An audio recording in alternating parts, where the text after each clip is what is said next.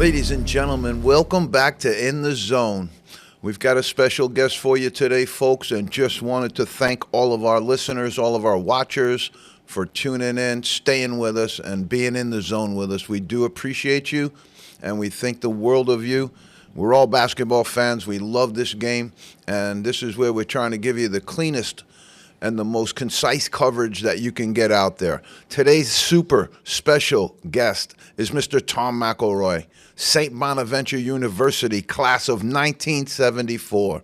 Very, very fortunate to have convinced a young St. Bonaventure lady, Joanne, to marry him as well. So they are a double Bona couple, something that's very, very special in the Bona world. I'm going to give Tom a little bit of an intro here, and then we're going to get to business. Tom, welcome to In the Zone. Nice to be with you. I'm an avid listener to what you guys do. Seems like you've been on for several years now, and the Bonnies always have a place in the Zone. No doubt, Nice no to be part doubt. of it. This is our 120th show, I believe. That's a miracle unto itself. But folks, we got a big timer with us today. Okay, we're super pumped about our guest today, and we're talking about Senior Associate Commissioner with the Big East, and I was a huge Big East fan, so we're going to spend a little bit of our time talking about the foundation of that great league, how it was brought to where it got to be and where it is right now. And then also, Tom was the Deputy Associate Director, Deputy Director of Athletics at UConn, which is also extremely exciting, and then also the Director of Athletics at the University of Rhode Island. What a great resume. But what I'll tell people about Tom Mcelroy is he is one of the finest Bonaventure men that I know, and there is no other higher compliment that I could pay. Tom, welcome to In the Zone, baby. Nice to be here. Nice to be here. Okay, so we're going to start it off with, let's talk about, because we've had Woj, we've had La Placa, we've had some of the heavy hitters of St. Bonaventure world on here, and I consider you to be one of them. Tell us your St. Bonaventure story, Tom. Well, I grew up on Long Island, on the South Shore of Long Island, wanted to major in journalism. Had to stay in New York State because I had a New York State Region scholarship, and my working class father put 4 boys through college. I was the only one that went to a private school. The other brothers went to state university system schools in New York, and I did have the Franciscan sisters in high school, so I think they might have steered me without me knowing it, but I went to Bonaventure to be a journalism major. Wanted to be a newspaper reporter. Woodward and Bernstein were my heroes because it was Watergate, civil rights, Nixon, all the mess that was going on in the country. And I got cut from high school cross country as a sophomore. So no one gets cut from cross country. And how did a guy get cut from cross country, ends up in a career of 4+ decades in athletics, is a Bonaventure story that when I graduated, the university I'd been active on campus media, and they needed a young alum to work in the alumni office, and I'd covered the president's office, so I guess they liked me. I was an RA, and 2 years later, they came and said, "We want you to be the PR director." They fired a guy 1 year older than me. And Wow. and I said, "Father, I don't want to do that. You just fired John," who, by the way, was my roommate at the time. And they go, "Why?" I said, "Because it's an impossible job." He goes, "Well, you write us a paper on how you would run the PR office and present it to the president," which I did with the help of a journalism professor. And 2 years later, the sports information director retired after 31 years on a team that had just won the NIT. And father says to me, "Tom, we're going to make you the sports publicist." I said, "Great. Am I getting any assistant?" He goes, "No, you like sports." So I was now the director of PR and sports.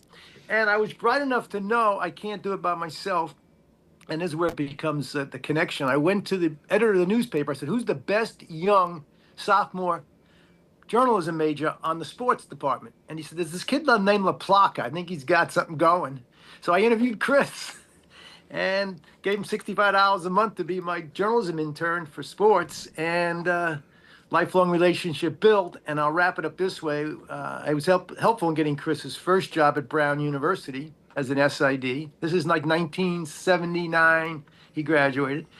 2 years later, he calls me and says, "I got a chance to go work at ESPN." I go, "What is this ESPN thing? Explain to me." And I said to him, I go, Chris, 24 hours of sports. I go, cables for people who don't have an antenna on their house. Because I grew up in New York like you, Rick. You put an antenna up and you got 8 stations. You got the rabbit ears. Yeah. So I said, "I don't think it'll work. I wouldn't take that job." Well, Chris was bright enough not to listen to his mentor, and we know what happened to Chris in a huge legacy, the longest standing ESPN employee who was not in front of a camera, and a great, great Bonaventure man. So that's the quick down and dirty how I got to Bonaventure. Ironically, I meet my wife. She's a year behind me, future wife. I asked her on a date, September 25th, 1971. We went to the same high school in Long Island, but did not know each other. Wow.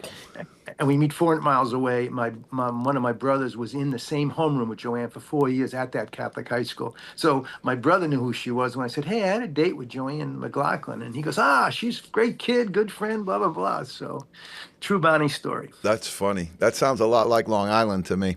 So It is Long Island, we yeah. get to Bonnie's, but I guess the next move was talked about Jandoli because, that school at Bonaventure, as much as Pete has taught me about this TV show and what a TV show is all about and how it works is really just a vehicle, to talk about certain things. And what I love to talk about is my passion for St. Bonaventure. But then when we started to talk about it, the results of the Jandoli School are just unbelievable. And I wanted you to reflect on that for a minute because we're going to have Jeff Gendrich on here soon, and we're going to wrap that up a little bit. But there's a lot going on at Jandoli, and give us a little bit of the impact that it had on your life. Russ Jandoli was a war correspondent during World War II, and he was teaching English at St. Bonaventure. And in 1949, he convinced the president, "Why don't we start a journalism department outside of the English?" And Russ started the program, Dr. J, we call him, or RJJ, and he launched this program. And Jandoli's program was very fundamental. It just stressed writing, writing, writing, writing. And he would tell you, if you want to be a good writer, read, read, read. So he taught us how to think, how to research, how to write. And then you could take those skills and transfer them. We didn't, now it's a school of journalism. We didn't have a sports program, might not even had a sports course when we were there. Yet I think there's 43 of us that have gone into sports communications and administration. As I go back, we're like the cradle of sports publicists if Miami of Ohio is the cradle of coaches. And I have an Emmy in television production. I might have taken one course in television, but what they taught you, and about it, it's a school where it teaches you how to deal with people, how to understand yourself, and it values caring. And I think those things contributed to so many of us becoming outstanding. I'll separate myself. So many of my graduates becoming outstanding journalists and reporters and management people in communications, which obviously has changed dramatically in our country. But this little school could compete against the Newhouses at Syracuse and the Ohio U's and the Missouris, the big journalism schools, because of the product that Russ turned out. You'd write a paper for him, and he'd write a critique in red pen that would be longer than the paper you wrote, and you never made that mistake again, that writing mistake. Yeah, the results are fantastic. The results of the program there are fantastic. I think one of the things that you just hit on something, because one of the things that I like to talk to people about, because it's this kind of thing that hangs out there in the ethers where every single alum at St. Bonaventure, even people that look at us from the outside, they look at us and they go, what is it about that place that makes you all so inspired? And I think you just hit on a big piece of it is the caring. Is because when I went to school there, I really felt cared for. I really felt like I mattered to them as a human being. And it was one of the first institutions, although I'd been raised in Catholic institutions my whole life, the Franciscan approach is just different. And I think you just hit on it with the caring aspect of it. Let's move on now because we're going to... I want to just add one piece real quick. Sure. When I graduated in 74 and then worked there until 81 before going to the Big East. The university's admissions materials, back then it was a view book, and they used the term view book, and the materials labeled us the caring community. That's how we promoted what made this little school unique. Dave Gavitt used to say, for a little school, you people are everywhere. And a good friend of mine, Jim Marchione, who's in the university's Journalism and Athletic Hall of Fame. Jim said to me, "Yeah, Dave, class of '76. Yeah, we're not that we're everywhere. We let you know when the Bonnies are here." And I think that's that pride that comes out, the extension of all of us. And so many of us are in sports, and sports people see each other constantly because we compete against each other, we recruit against each other, we hire staff from each other, we're in leagues together, and so it continues that relationship. In my case, I'm out 50 years last year. What is Bona territory? Explain that to our viewers. It's anywhere two or more Bonaventure people gather, and very often with a team on the court or on the field playing. And when you come into Bona territory, you're in for a tough day if you're the opponent.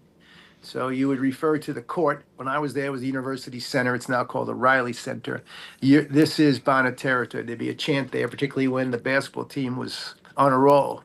And you remind that opponent, you're in Bonaventure territory. And, I think mentally, teams feared going in there. The environment, and you've had people tell you it's one of the top 20 most difficult places to play when it's going, and it's tight, it's hot. The students are just a row or two behind the visiting team, and it's an educated basketball fan base. The funny thing about it is Bona territory is kind of this amorphous amoeba also, because I'm at the Fordham game maybe a year ago, 2 years ago. I don't know. We have a pretty good team, and Fordham wasn't very good, and we were giving them a pretty good beating that day. But we took over Rose Hill. Yeah. That was Bona territory. Rose Hill became Bona territory, and that was unbelievable for me because we had the complete entire gym. We had their whole gym, and we made it Bona territory. That's about as best as Tom and I can explain it to you. We move, we go, we support wherever it is. We turn out people. I was at the Florida Gulf Coast game last November. In Fort Myers. It's a November date. 2 weeks later, I'm at Mohegan Sun for a game with against Providence. We turn out in hundreds of people. I had the president of Fordham once say to me, "What is it? You got more people in Rose Hill than we do." And I said to him, "Father, one thing is we've got a big New York alumni base, and when they get here, we all want to go see them play." And I said, "That's on you to get more Fordham people out." And it was true when Dayton comes to Rose Hill. Even my time at UMass. Now, New York's unique. We're both New Yorkers, you and I, although I'm an Islander. Bonaventure people turn out to see each other, and the team is that catalyst that brings us out. And win or lose, the team brings us out. In my retirement now, I go to Florida 3 months a year, and the watch parties. Bonaventure people gather at a good local sports establishment and put on the giant screen, and you'll have anywhere from 30 to 70 people who are down in Florida, snowbird, just turn out to watch a game. Those watch parties matter. Parties matter. Absolutely. All right. I'm a huge, because this is when I got into the whole thing. When I started coaching, stopped playing, I was probably at the end of my playing career, but we're talking about the Big East. And you were, a pioneer in that league with Tranghese, Dave Gavitt, some of the greatest minds in the basketball world that we have. Let's talk about the Big East because I'm a Pearl Washington guy, a Chrissy Mullen guy, Walter Berry. Louis with the sweater when John Thompson came in with the better sweater. It was just, back then it was fun, and it was really, really, really good basketball. Let's talk about the beginning. Let's talk about how they've grown, and let's talk about where they are right now. I was fortunate. I got recruited to apply for the PR job at the Big East. It was 1981. The league was 2 years old. And you got to remember, no one knew how big it could be or was. They hadn't gone to the Garden yet. It was still a regional league of Catholic schools. But it had Dave Gavitt.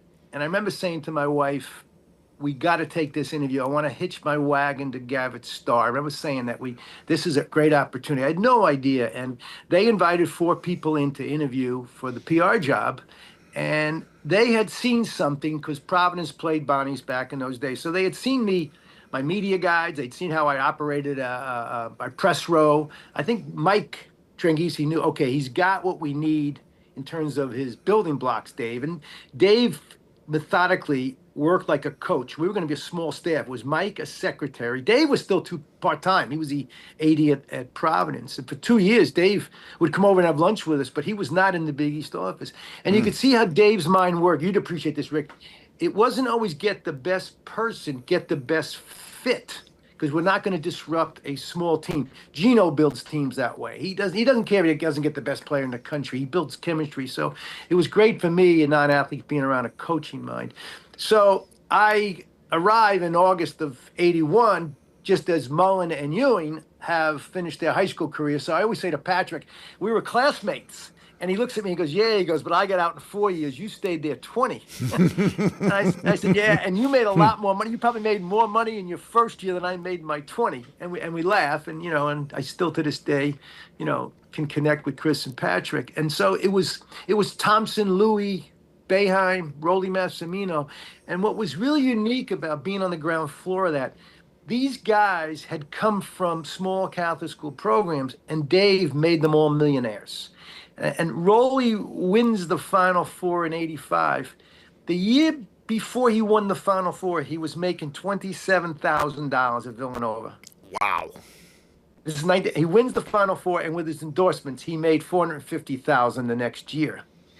And so you had a generation of first-time people, coaches. You had media, people like Dick Weiss and Bob Ryan, people that were sick and tired of going to the NCAA tournament when the press corps from these ACC and SEC schools would show up wearing the school colors, and they were all graduates of Carolina and Tennessee. Well, the Big East had something that crystallized the Big East, and it was based on markets from Washington to New England, west of Syracuse, and eventually Pitt came in.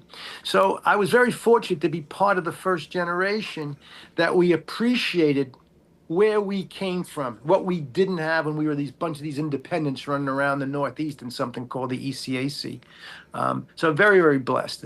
And then when Dave moved on to go to the Celtics, Mike made me his deputy. And at that point, I was running the television network for the Big East. And then after 20 years of that, I had this urge to go back to a campus, and I think it hit. My oldest daughter was at UConn, and my middle daughter was at Georgetown, and it wasn't because they were Big East schools. I was around college kids again, and I wanted to go back to a campus, and UConn called and said, would you come and be our deputy for football reasons, to bring the football online. So it came full circuit. I always thought I'd end up back on a campus. It's eternally young. Yeah. The campus keeps you eternally young. They'll have a new group of guys, a new group of freshmen rolling in this year, and it'll just make me young again. It's amazing. Well, it's traveling on a bus with a kid who's struggling with a subject or girlfriend problem or something bad at home. It's watching those young men and women develop, not just their basketball and football, and we didn't have football, on court and on field skills, but watch them go into adults. And then I was back for the Hall of Fame this year, and one of the inductees was Delmar Harad, who was on a team when I was there. I was his SID, and to now see Delmar 40 years later and talk about what those days meant to him and who impacted him as that kid from Baltimore, and it's special. It does keep you young. It's great to be around young people. The highlight maybe of the Big East is when we had three of the four in the Final Four. Yeah. You want to talk about that for a minute? Because I love that period of time. Yeah, and what people don't know, Boston College was one turnover away of getting there, and Roger McCready, the ball dribbled off his foot. They would have beaten Oklahoma, and there's no question they would have beaten Memphis. Gary Williams would have totally confused Memphis.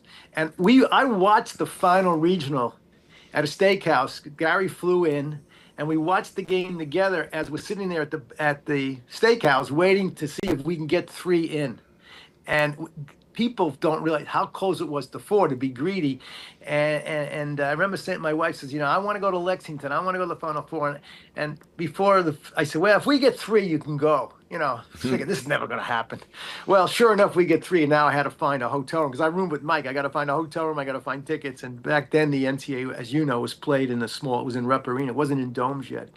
But wow. It was amazing how, and it's never happened. Again, people have gotten close. And you do find yourself during the NCAA tournament as it gets to the Sweet 16. I find myself rooting against people so that a conference won't have a chance to break that very unique record. I But I think that think is unique. but I think the greatest accomplishment of the Big East in that measurement, Rick, is a lot of leagues get Final Four bids, but it's repeat teams. The Big East has sent St. John's, Villanova, Syracuse, Providence, Seton Hall. I'm going to be missing somebody. Georgetown.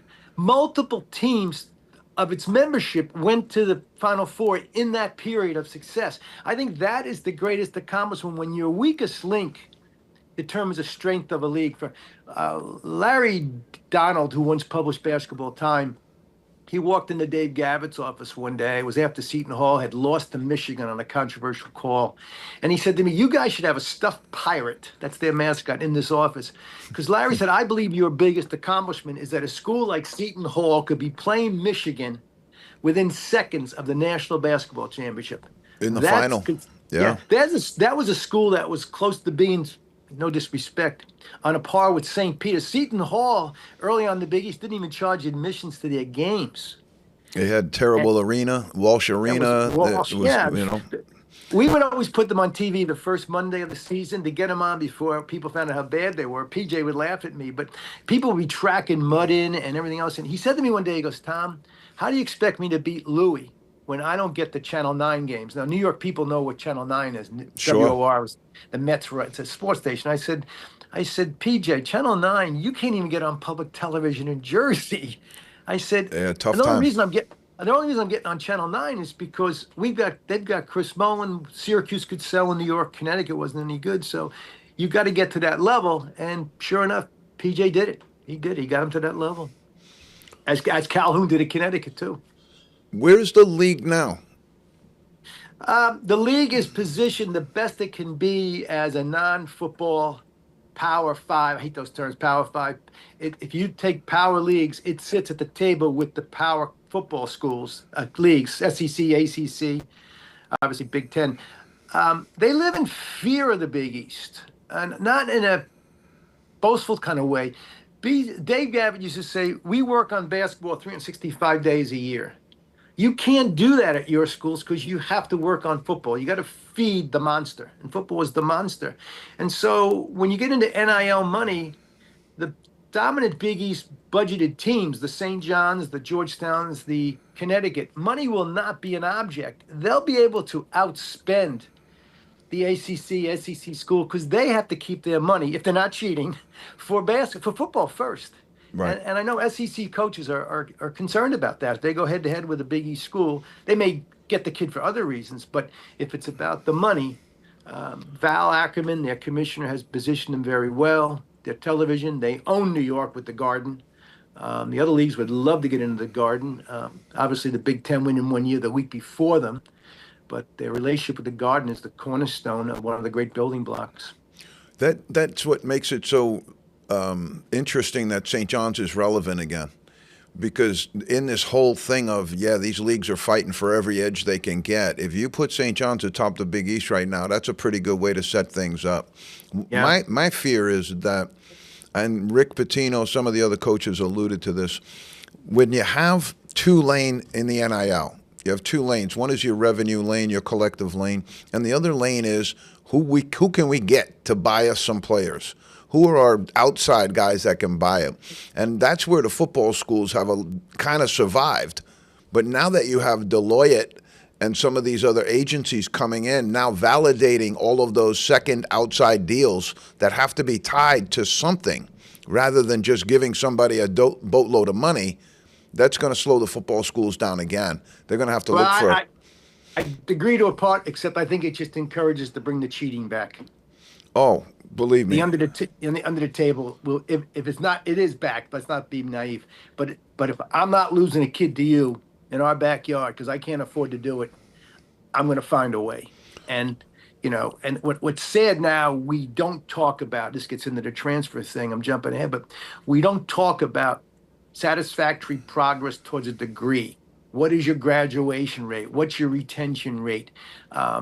Mark Schmidt, our Bona coach, said to me, all the guys in the record books, don't worry about your records because kids don't stay long enough to We break say a that record. we say that all the time here. You safe I'm now? going the other way. Does the kid stay long enough to get a valid degree so that when he graduates and doesn't make it in Europe, forget about the MBA, is he marketable? Can he support himself and if he's blessed with a family because he's got a meaningful educational degree, or did he major in eligibility as he bounced from one school to another and we just kept you eligible? And then once January of your senior year came, your last year, no one gave a you know what about you're getting your degree. You could stop going to classes. And I don't see the NCAA talking about that anymore. That really concerns me. And that's going to turn off more and more fans. We brought that up quite a bit on the show because as a Division III coach, we have what's called a transfer audit. We have a transfer that comes into our school. He has to have his transcript audited by our admissions people so that we know what to take, or we may know what to sign up as a class. Okay, they call it something different at Western State, but at Westfield State we call it this. So they're trying to marry these things up. Imagine a young man's been in 4 different schools 4 different times through 3 different transfer audits. It's very difficult to think he's going to graduate legitimately under those constraints. You know, you're going to lose classes every time you transfer just about. Now you have a guy who's in 4 different schools. So Pete and I talk about it all the time. Pete has a little bit of a thing we bring down there. This is just money that just flows down from the top. And really, that's what's kind of winning the day, you know, the educational piece and all the relationships the coaches used to build and value. You know, that stuff's gone. That stuff's gone. It is. It's gone. You know, now if the kid transfers, I'll use the expression, down academically. You're seeing now kids are leaving the Ivy League. Nobody ever left. So the good Ivy League player transfers. Well, you know why he's there. He's academically being held to his academic, nose to the grindstone. And then he transfers to a Georgetown or a Michigan. That's really not stepping down from an Ivy degree. That kid's going to be okay.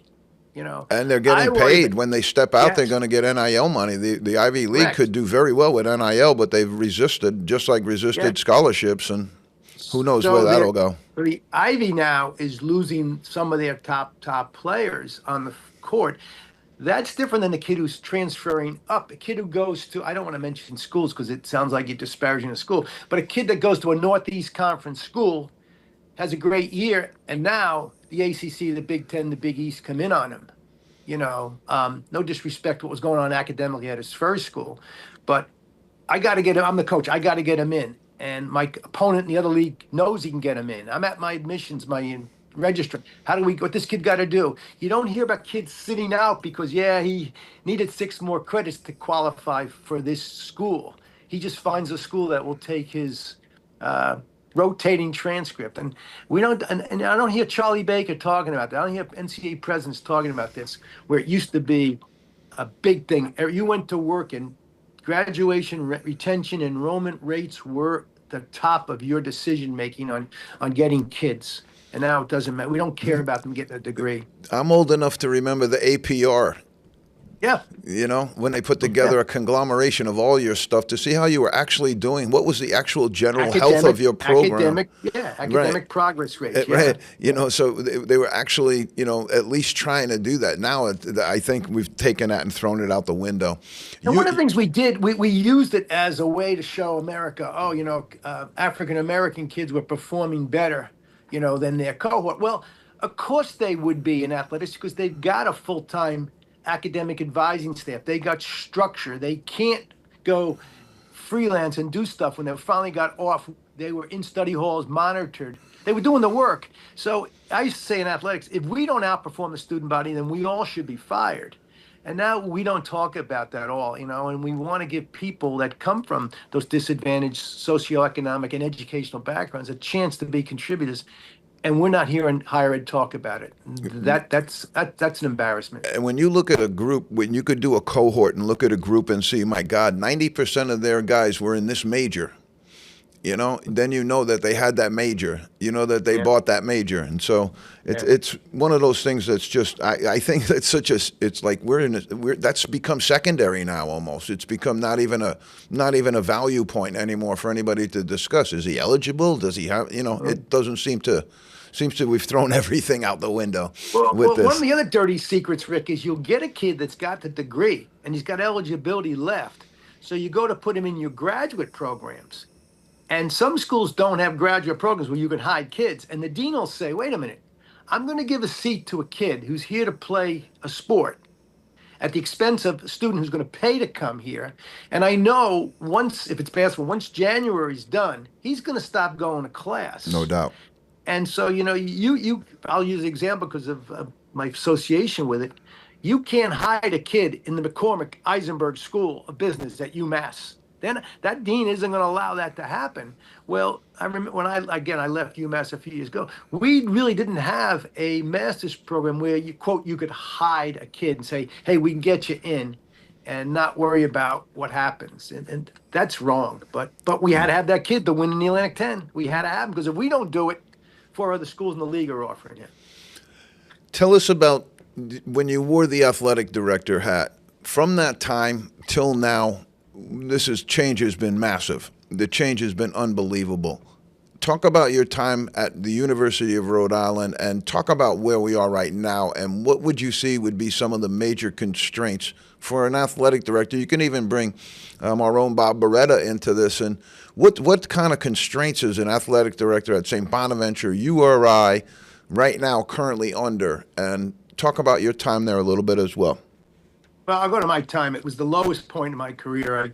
I crashed and burned as an athletic director. I had a 5-year contract. I lasted 2. Spent a portion of it on paid leave. As I look back, the things they don't teach you in Harvard. Not that I went to Harvard. I was hired to be a change agent, and I tell young people, if you ever get hired to be a change agent, ask the person hiring you, are you willing to change the environment? And if he or she is not willing to change the environment, don't take the job. The other mistake I made is when you take a job in leadership, you ask the appointing organization, is there anybody here that should be fired? And if there is, please make those moves now. Do it now. Before I arrive. The mistake, here's the question people don't ask. Is there anybody here who can't be fired? Yeah. And if they can't, tell me why before I sign this contract. I wasn't bright enough to ask that question. Now, you assume the organization is going to ask you honest answers. So I came in, Gavitt used to say, for a guy who couldn't play a sport, you are one of the most competitive sons of bees I've ever met. And I said, Dave, I want to win. I want to beat my kids at Monopoly. I want to, whatever I do, I want to win. The kids would say, Dad, you're cheating. But no, I wasn't, and not in my work. So I learned hard lessons at Rhode Island, and it had significant negative impact on my career. And that was 20 years ago. As I look back, I was always motivated by the kid in short pants. At some point, when you're in athletics, everybody gets into short pants, whether you're a football player or swimmer, because you wear short pants when you work out, when you run. We all get into short pants. I learned that from Gavitt. So at the end of the day, you have to ask yourself a question. What did I do today to make it better for a kid in short pants? Very simple question. And if you find over a period of time you don't have an answer to that question that's meaningful, it's time for you to get out of athletics. And when I got to Rhode Island, I was amazed at the culture where come 4:30, people who weren't coaches were already in the parking lot. To me, the most exciting point of my day was 3:30. It's when the kids show up to get dressed to go out and practice. And so on your way to the park, and they say to staff, stop and watch soccer for a half hour. Stop and watch baseball. Let these kids know you care, and, come back in a night a week for a baseball game and come back. And I was amazed that the culture wasn't like that. I'm not trying to be critical of people. And I'm coming from UConn, okay, where it's just the opposite. UConn, it was like, we all knew we were rolling to win national championships. And Gino once said it best when people asked Gino, like, why are you so successful? And he said, I have everything Jim Calhoun has. And he chuckled. He says, I don't have his salary, but I have everything. He said, when you come to work at UConn, and now I'm on my 4th president and 3rd AD, there's a culture that starts that UConn as a school wants to be the best at what it is, whether it's chemistry, the business school, the puppetry school, or field hockey. we're going to commit to be top 25. There was an attitude there that doesn't change when the president changes or the AD changes. The whole place is rowing towards national prominence, and UConn has become a tier one top 25 land grant. And so, in my naiveness, I was looking for that, and I was like, why can't people get excited about going to work? But the last thing I'll say, Rick, in that job, you only demand of others what you're willing to give of yourself. So you can't talk about coming in and staying longer unless you're the first one at the desk and the last one to go, and you're making the sacrifice on your family. To get it to the other part of your question, it's all about money. We didn't have enough money then in 2001 to 2004. And Thor, who's the AD now, a good friend of mine, I'm happy he has the job, and he doesn't have enough money. And what's happened with the lack of money, the greed has set in, not at Rhode Island, but in this industry. And that's what concerns me every day. It turns me off. I try to read the athletic stuff, and again, I'll spend more time on grandchildren now than worrying about what's going on in the athletic industry. But as I talk to friends who are still in it, and nobody's happy. It's the demands. And there was a survey that came out the other day about happiness rate among people in college athletics, and it was hitting over 40% have dissatisfaction. And I'm not talking about the coaches, but people that are 5 to 10 and 10 more years in this business. When you're in athletics, you're the best time to be an AD is when it's your last job, because you can make the decisions that have to be made rather than you manage expectations. And when you try to manage expectations of coaches, parents, kids, faculty, donors, presidents, state officials, if you're a state school, you have all these conflicting agendas, and they're all different. And you try to manage that, and you get a bowl of spaghetti. You don't get a complete meal that and you're trying to put the strands back in the box. Well, once they've been cooked, you can't put spaghetti back in the box. And so that's what athletics has become, this hodgepodge, and alumni can't even name the kids on their rosters, Right. The URI thing reminds me of something I heard one of our guys say. We were in a meeting, and things had kind of devolved a little bit, and the AD was maybe we're having a couple of yelling, and a little bit of this back and forth, and you don't give us this, and we don't give you that, and one of those type meetings, and my guy turns to him and he goes, "Hey, when you told me you were right behind me, I didn't think it was 100 yards. It just when I looked over my shoulder, I didn't see you." When you told me you were right behind me, I didn't realize it was 100 yards behind me. When I got to URI in 2004, the 2001, the track was condemned. The outdoor track was condemned. You couldn't run on it; it was potholed, and because God forbid you had an injury on it. And Sure. I had to tell the track coach, you can't be using this track. You got to stop doing it. So in my first semester, I'm told they're going to put bluestone all over the track. We needed more parking because enrollment was going up. And I called the vice president, whose area I called him. I said, well, I've just learned that you've come into my academic athletic village and you're covering my track. I said, thank you, because you made a decision for me. And he goes, what's that? I said, we're dropping track. I said, now I'm going to announce, because we were in Title IX, we were not in compliance. I said, if I drop track, all these male opportunities, I've just become compliant. So I'm going to announce that you made a decision to cover up the track, therefore we're dropping the sport. And I got a humming, whoa, whoa, whoa, whoa, whoa, whoa, whoa, And to this day, they never cover the track, but it's still condemned. That's state living for you. That's state living for you. And they've had, 3 presidents since. But here this vice president for administration just decided, okay, we're going to throw bluestone over Tom's track. Nobody cared about those 60 men and women that are running track. The one thing they have an indoor track that helped. But anyway, so it's those kind of examples that you face. I didn't sign up for this, and I wasn't prepared for it.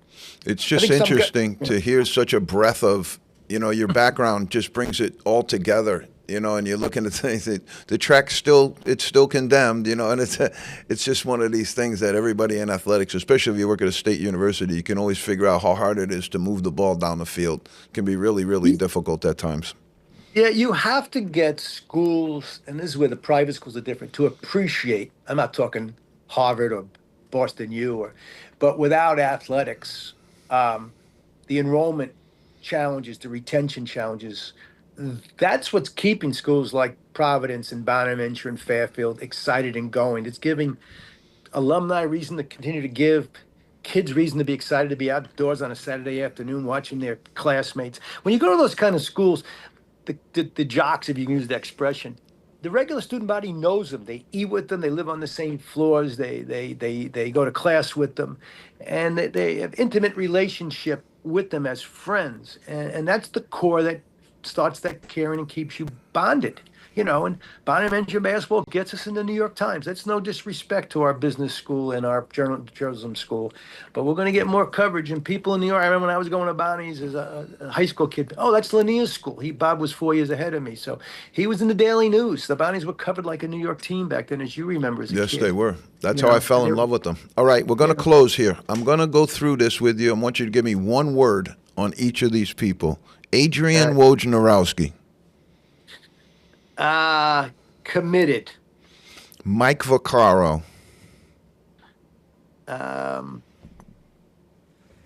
Oh gosh, it's one word. One word. Passionate. Good one for Vac. Jim Englehart. God.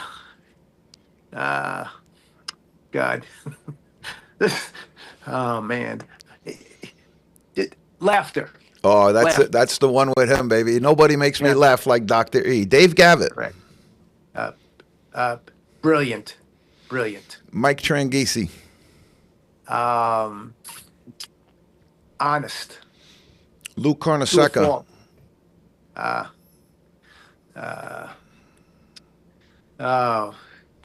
Lou Carnesecca. What can I say about every man? No doubt. Last one, John Thompson. Unique.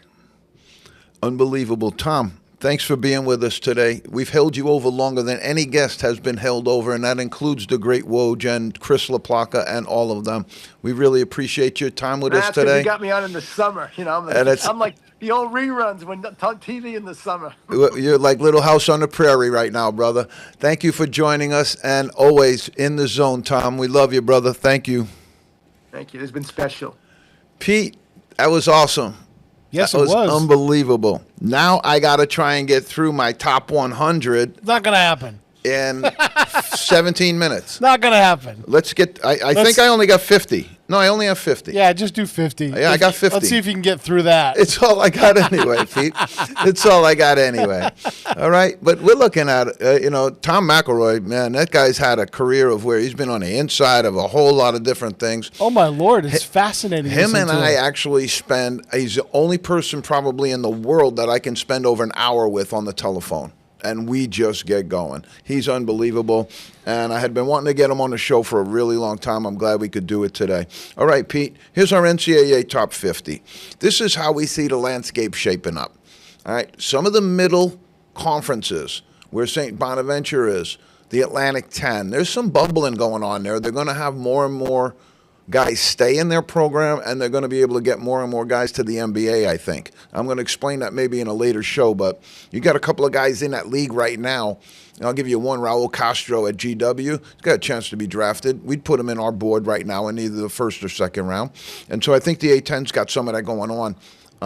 But we're going to show you that the bigs are the bigs, and they're the ones getting all the stars.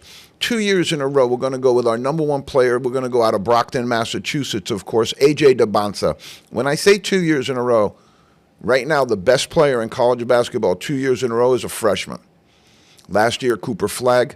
This year, we're going to go A.J. DeBonsa. He's at BYU. Expect BYU to be a top 10 team this year, folks. All right, I'm going to go Jacob Toppin second. I love this young man. Texas Tech, been able to keep him there. They got a really, really great team right now, and had they had Darian Williams stay, I think they'd be looking at a national title. Again, a rookie, first time through, but Bill Self needs this guy to be big and needs him to deliver. Darren Peterson going to Kansas, the number 3 spot here for us. People had between him and DeBonsa as who was the number 1. Trey Kaufman-Wren out of Purdue. I love him. Came back. Could have been a pro. One of those guys that we talked about, Pete and I talked about when we said this first round got affected by guys being able to go back and make money. The first round was because this guy's an impact first rounder for sure. And he decided to go back, and that impacted the draft in a big way. Otega Owe, he came into the combine, played very well in the combine, decided, like Tahad Pettiford, to pull his name out. And I think that's going to help Kentucky. It's going to help Coach Pope get back in his second year and get this thing turned around. Chad Baker Mazzaro was at Auburn last year, and he's just a big, can handle, can catch it, can do some good things, and I think he's going to make an impact. He's also a portal potty pirate this year. He's leaving. I don't understand why. Josh Hubbard from Mississippi State. He's solid, really good. The Mississippi State team could be better than people think. Darian Williams is going to North Carolina State. That's the young man I talked about. If he stayed, at Texas Tech, you're talking about topping at 2, Darian Williams at 8. Yeah, You got a 1-2 punch there. That's something significant. I just don't know what happened there. Number 9, P.J. Haggerty was at Memphis. I love him. Tough written all over this guy, and he's going to go to NC State and help start it up with Will Wade over there. P.J. Haggerty at number 9. Number 10, Braden Smith, Purdue. Love him. Point guard, solid. Purdue's got 2 of the top 10. They're going to be very good this year. Again, Matt Painter just gets it done, especially in this environment where you wouldn't expect Indiana, small school, Purdue being able to get it done like that. They're not that small, but they're not a great big basketball school either. 11, Cameron Boozer from Duke. Love this young man. He's got his brother Caden going there as well. They're going to be a 1-2 punch that's going to alleviate the loss of Conconopple and Cooper Flagg. And Cayman Malak. Duke lost a lot. Bruce Thornton, Ohio State. He's ready. It took a year. He's going to be solid. And I don't know if Ohio State's regretting the hire of Diebler, but we'll see how that turns out at the end of the year. Graham Ike, let's give it to you, Pete Gonzaga. He's solid. He got hurt this year, and that really hurt them going down the stretch here. But I think he's going to be back and be really good. I have Tahad Pettiford in the 14 spot. Auburn guard, went into the combine, lit it up one day, and then had a mediocre day the next. I think the best he could get out of the NBA scouts was a late first round, early second round, and then he decided to go back to Auburn. I think he made the right move. 15, Houston is loaded, folks. Houston is loaded. Emmanuel Sharp from Houston, I have him at 15. 16, maybe even a little higher, but I want to see him in the big time. Yaxel Lendenberg, he's a portal potty transfer, going from UAB over to Michigan. I like his game. He's big. 17, Donovan Dent. He's fulfilling a lifelong dream. He wanted to go to UCLA first. Couldn't get it done. Now he's over to UCLA on the transfer portal, finally making his dream come true. Here's Houston again. Milos Uzan, very smart decision to go back to Houston, not to go into the NBA draft. I think he's one of the guys that made a really good choice. He's back for Houston. 19, Zuby Ejiofor from St. John's. Love the big fella. He can guard anybody out on the perimeter in Rick Pitino's switching defense. Zuby was a big man who just came onto the scene last year and exploded. I would probably have him as a top 15 pick in the NBA right now. Tucker DeVries, he's following his father from West Virginia to Indiana, sat out this year. He can ball. Jaden Quaintance going from Arizona State to Kentucky. You see they have a Toga away. Now they have Jaden Quaintance. They're moving and grooving. Joe Tugler.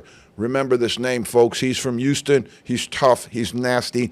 Inside player, probably the best defensive player in the entire country. And now you're going to see why people are excited about Houston. They've got Milos Uzan. They've got Emmanuel Sharp. They've got Joe Tugler. And they've got some other guys as well. Be excited about Houston. A.J. Storr from Mississippi, went to Kansas, now he's going to go to Mississippi. I think you might see a little bit of like they had with that guard there, where he might blossom there. It didn't work out for him at Kansas, but it might work for him at Mississippi with Coach Beard. Alex Condon, I got him at 24. Going back to Florida, he probably would have been a first-round pick for us. I love his skill, love his size, but this is huge for Florida to bring the big guy back. They've got a very loaded team. Brand new backcourt with Boogie Flant and Xavier Lee, but I think they're going to be okay. I think Condon is going to be one of the best big men in the country this year. Richie Saunders from BYU, keep an eye on this name. This is going to be A.J. DeBonce's bodyguard. DeBonce's big, strong, physical, but this guy's going to be able to keep people off of him, and this kid can really, really ball. Ian Jackson, 26. Wait till you see what Pitino does with this guy. Wait till you see with his athletic ability, the stuff they can do. This is going to I'm going to say it now. This is going to remind people of his old Kentucky teams. This St. John's team that he's put together in a very, very short period of time are going to remind people of Coach Pitino's old Kentucky teams. They're athletic, they're loaded, they're deep, and they hit the portal like nobody's business. So then this is also where a coach makes a big difference.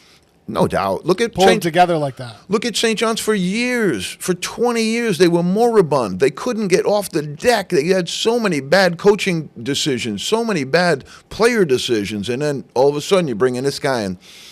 And again, let's not also discount the fact that this is occurring in the NIL season when you can just reload and go get them. Yeah. So, but no, he's the guy. Taris Reed at UConn, love him. I think he's UConn's best player. They got all these other guys, Caravan, some of these other guys mentioned. I'm a Taris Reed guy. LeBaron Philon is going back to Alabama. Tried it, same as Pettiford in the combine in the pros. Got some bad feedback from the guys. He's coming back. He's making a lot more money right now than he would have had he gone into the pro ranks. Bay Nadongo from Georgia Tech. He's a guy who's emerging. You might say he's 29 right now. You might say at the end of the year he's a lot higher than that. Oscar Clough going to Purdue. This is going to make Purdue a national championship contender. They've got Daniel Jacobson sitting out with an injury last year. They got people that people don't even know about. This kid can play.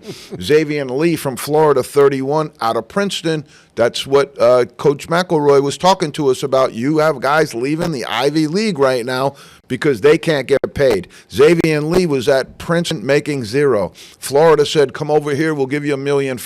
How long do you think it took to make that decision?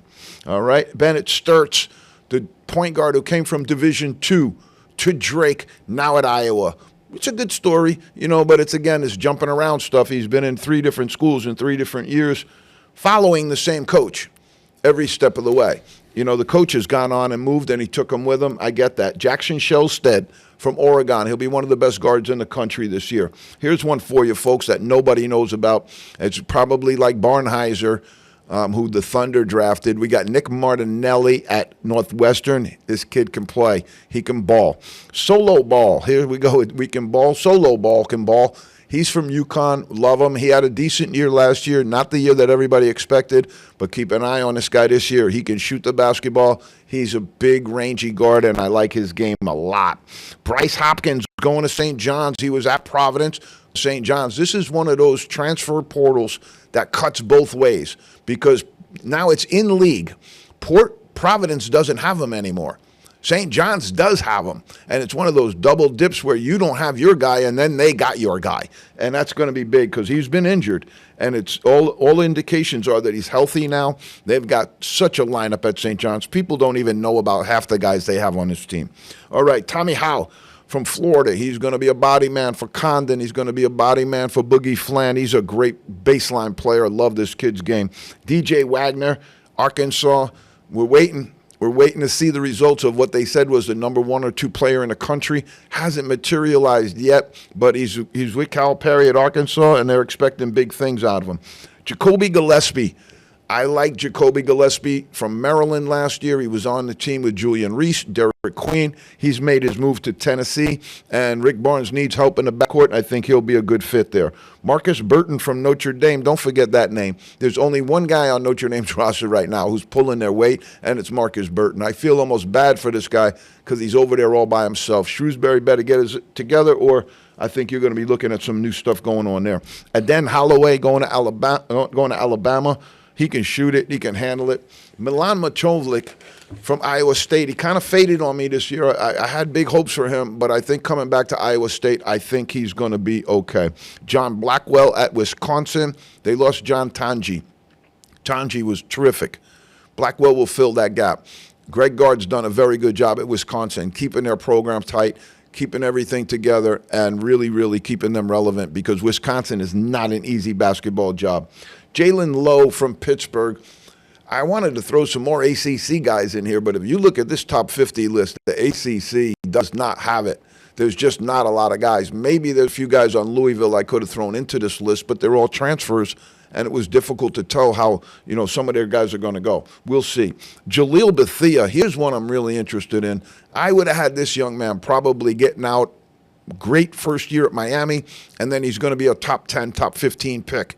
And he just crashed and burned at Miami. I don't know what happened. I understand what happened with their whole team. They had pretty much of a negative end of the season there. They wound up losing a bunch of games in a row. Bethea kind of got obscured by some other people, but he's going to Alabama now. I think he's going to fit in real well there, and that's a good spot. Tameen Lipsey, Iowa State. Again, we talked about fit. Is Jalil Bethea going to be a better fit at Alabama? Alabama shoots a lot of three balls. We'll see. Tameen Lipsey, Iowa State, he's back. That whole team folded up at the end of this year. I know it's not an easy job out in Ames, Iowa, but I think they got to hold it together better than they did this year. They're in a really tough conference, and it came time at the end of the year. Injuries, some other stuff settled in, but they did not handle that business at the end of the year. 47, I guess I threw him in here, Alex Caraban from UConn. I love Caraban as a person. As a player, I think, he's got some limitations, and I think there's a lot of people in the Big East and outside the Big East that found that out. And they started attacking him on his weaknesses. They started to attack some of their other players on their weaknesses. And, as a coaching staff, you're going to have to try and obscure some of that. If you're going to play him, you're going to have to try and obscure some of those weaknesses. Nate Ament going to Tennessee. He's a freshman, one of the top 100s. I think this young man has a chance to set the table a little bit with that good backcourt they have at Tennessee, but he's 6'9", and he plays guard spot really good. Miles Rice at Indiana. I'm going to close out at 50 with Silas Demari, who's transferring in, and he's coming in from Georgia. Had a very good year at Georgia. Coming in, he's going to play for Danny Hurley. I like UConn's chances. But I think St. John's is way ahead of them. Way ahead of them. Pete, I didn't think I'd make it through the 50, you but I plowed through did. that. Holy cow. Okay. Here is NBA 3,000-point seasons. Unbelievable. These are people who had 3,000 points in one season in That's the NBA. Amazing. There's a gentleman by the name of, I'm not sure if anybody's heard of him, Michael Jordan. He did it 10 times. 10 times. That's 30,000 points. Wilt Chamberlain, the stilt, the 100-point game, 5 times. Now, everybody else on this list once. That'll show you what an accomplishment it was for Jordan and for Chamberlain to go 15 times over 3,000 points. That's 45,000 points, folks. Elgin Baylor did it once.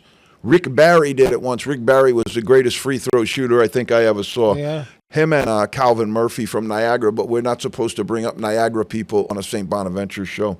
Kareem Abdul-Jabbar in number 5 spot. Bob McAdoo. I loved McAdoo. North Carolina player, played for the Buffalo Braves. What a low post player he was. Skilled center.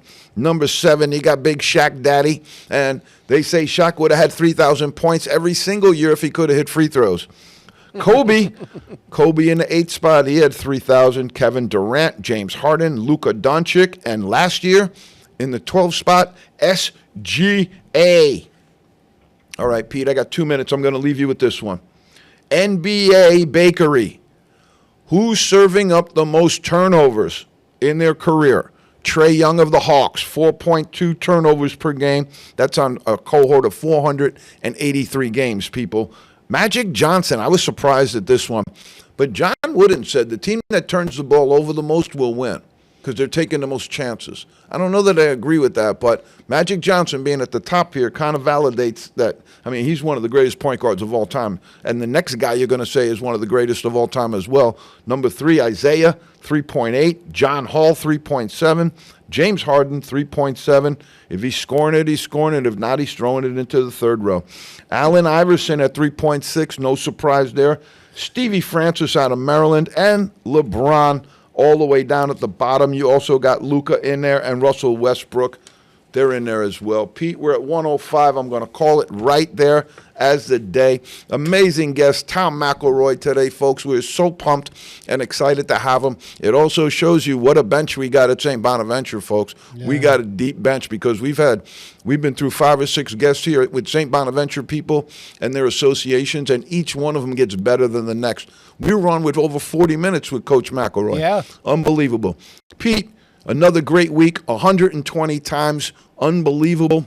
Love it. We're in the zone, folks. We'll see you next week.